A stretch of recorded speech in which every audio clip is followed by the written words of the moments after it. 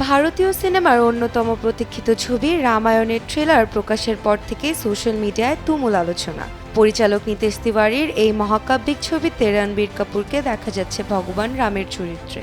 সাই পল্লবী সীতা এবং যশ রাবণের ভূমিকায় রয়েছে। ট্রেলারে রাম সীতার শান্ত মর্যাদাপূর্ণ উপস্থিতি দর্শকদের মুগ্ধ করলেও সবচেয়ে বেশি নজর কেড়েছে যশের ভয়ঙ্কর ও শক্তিশালী রাবণ রূপ। তার লুক, স্ক্রিন প্রেজেন্স এবং সংলাপ ইতিমধ্যে ভক্তদের আলোচনার কেন্দ্রে।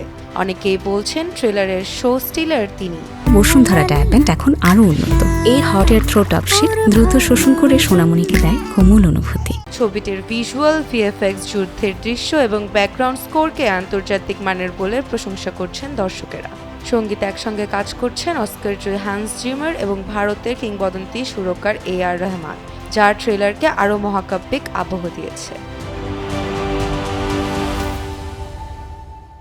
ছবিটি ভারতীয় সিনেমার ইতিমধ্যে অন্যতম ব্যয়বহুল প্রজেক্ট। 2 পর্ব মিলিয়ে প্রায় 4000 কোটি রুপি বাজেটে নির্মাণ হচ্ছে রামায়ণ। প্রথম পর্ব মুক্তি পাবে দীপাবলি 2026-এ আর দ্বিতীয় পর্ব মুক্তির লক্ষ্য দীপাবলি 2027।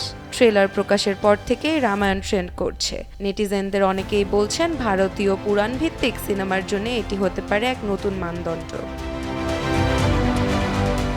Shrabani Chanda, Daily Sun.